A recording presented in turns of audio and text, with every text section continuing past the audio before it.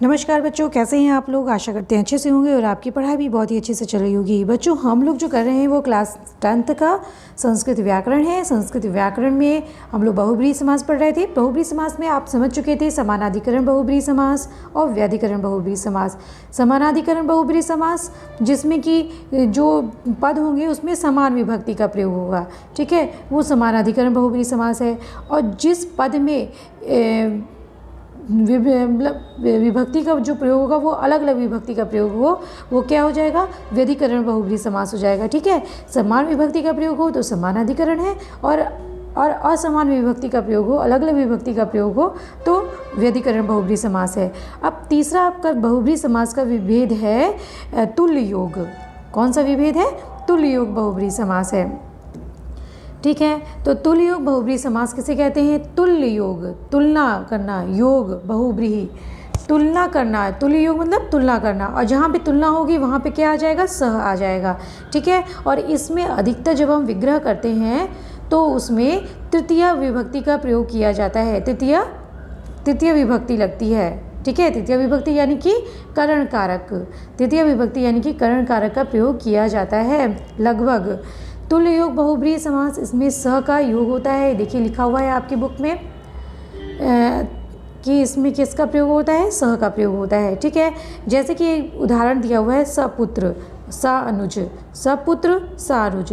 सपुत्र क्या हो जाएगा, पुत्रेण सहितः, या फिर आप सहिता लगाइए या फिर आप सह लगाइए, दोनों ही सही है, पुत्रेण सह या पुत्रेण सहितः, पुत्र के साथ। सा अनुजः अनुजेन सहितः, पुत्रेण में कौन सी विभक्ति हो गई, तृतीय एकवचन हो गई, यानी करण कारक। अनुजेन सहितः, अनुज के साथ, तो अनुज में कौन सी विभक्ति हो गई, तृतीय एकवचन अनुज में, ठीक है। और इसमें स का प्रयोग होता है, जहाँ भी स का प्रयोग हो, तृतीय विभक्ति हो, तो आप समझ जाइए कि उसमें बहुब्रीहि समास का प्रयोग है। और वो कौन सा समास है, तुल्य योग बहुब्रीहि समास है, ठीक है। पहली चीज़ तो ये है, और दूसरी चीज़ ये है कि जो उदाहरण है, सपुत्र सा अनुज, ये उदाहरण ही डायरेक्ट पूछ लिए जाते हैं। तो ज़्यादा आपको प्रैक्टिस इसमें करनी है आपको कि आपको ये उदाहरण याद हो जाए, ठीक है। ये उदाहरण ही याद कर लीजिए तो वो बहुत है। जैसे सपुत्र सा अनुज सा अर्जुन, ठीक है। और कौन कौन से उदाहरण आप कर सकते हैं आगे के लिए, आपके एग्ज़ाम के लिए? तो सपुत्र सा अनुज है, और साथ में इसके ये भी पूछ सकता है, जैसे कि और कोई है और उसके साथ में और भी जैसे कि उदाहरण होते हैं, वो भी पूछ सकता है। कॉम्पिटिटिव के लिए भी आपके लिए बहुत ही महत्वपूर्ण है, जैसे सा अर्जुन, ये भी महत्वपूर्ण है। सा अर्जुन का क्या हो जाएगा, अर्जुनेन सह, सा अर्जुन का क्या हो जाएगा, अर्जुनेन सह, ठीक। और क्या हो जाएगा आपका, सपरिवार, पर सपरिवार भी बहुत पूछा जाता है, तो सपरिवार ये भी आप नोट आउट कर लीजिए। इसमें व्यधिकरण बहुब्रीहि समास में तो क्या हो जाएगा, परिवारेण, परिवारेण सह, ठीक है।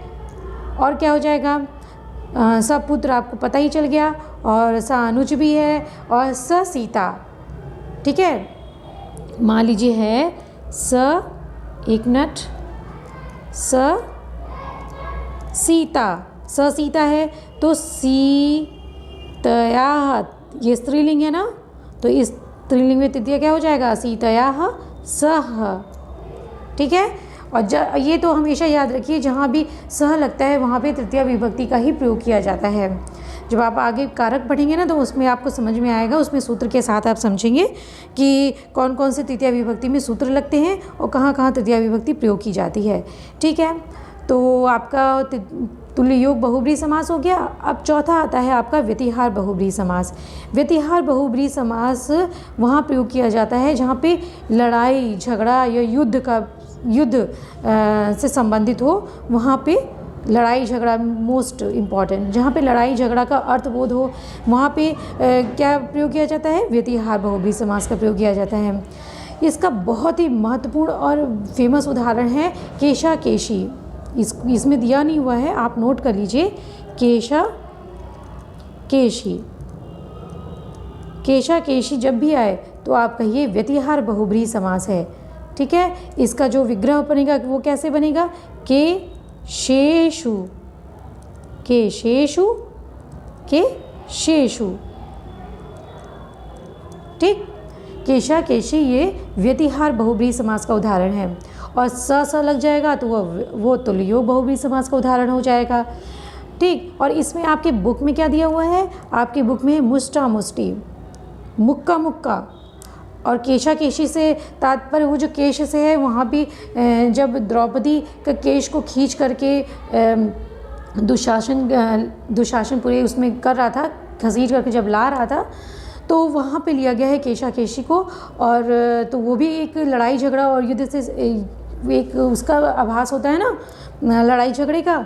तो इस वजह से वहाँ पे क्या है, व्यतिहार बहुब्रीहि समास है। और मुष्टा मुष्टि, मुक्का मुक्का वाली बात, दंडा दंडी, ये भी इससे क्या प्रतीत हो रहा है, एक झगड़े का बोध हो रहा है। ठीक है, तो उसमें मुष्ट भी, दंडे च दंडे है, ये क्या हो गया, ये आपका विग्रह है। और इसको द्योतित करने के लिए लगा दिया है प्रहृत्य इदम प्रवृत्तम युद्धम, ये युद्ध में प्रवृत्त होने के लिए, इस प्रकार युद्ध में प्रवृत्त होने के लिए मुष्टभी का प्रयोग है। इस प्रकार युद्ध में प्रवृत्त होने के लिए दंडे दंडे का प्रयोग है। ठीक है, प्रहृत्य इदम प्रवृत्तम युद्धम, ये इतना एक्स्ट्रा जोड़ा है, ये आपको द्योतित कर रहा है कि ये युद्ध में के लिए ये मुष्टभी और मुष्टामुष्टि और दंडादंडी का प्रयोग है। इसका उचित क्या कहिए, इसका जो है मेन विग्रह ऐसे है कि मुष्टभी, इतना भी कर लेंगे आप तो चलेगा। दंडे च दंडे है, इतना भी कर लेंगे तो चलेगा। ठीक, तो आपको बस द्योतित ये होना चाहिए, आपको समझ में आना चाहिए कि ये मुष्टा मुष्टि की बात करें, मुक्का मुक्का का, ये तो लड़ाई झगड़े से संबंधित है। तो कौन सा समास हो जाएगा, व्यतिहार बहुब्रीहि समास हो जाएगा। ठीक, दंडा दंडी कौन सा समास हो जाएगा, व्यतिहार बहुब्रीहि समास हो जाएगा। तो 3 समास आपके हो गए, मुष्टा मुष्टि, दंडा दंडी और कौन सा, और केशा, और हो गया आपका केशा केशी। ठीक है, तो ये आपके जो बहुब्रीहि समास बहुत ही इंपॉर्टेंट है, कर्मधारय समास, बहुब्रीहि समास, तत्पुरुष समास, ये सबके उदाहरण आप उसको तैयार कर लीजिए, और तो आपको अभ्यास करने में आसानी होगी। बच्चों, ये वीडियो आपको कैसा लगा ज़रूर बताइएगा। अच्छा लगा हो तो उसको लाइक कर दीजिए, सब्सक्राइब कर दीजिए और अपने दोस्तों को शेयर ज़रूर कर दीजिए ताकि वो भी इसका लाभ उठा सकें। तो मिलते हैं अगले वीडियो में, तब तक के लिए नमस्कार।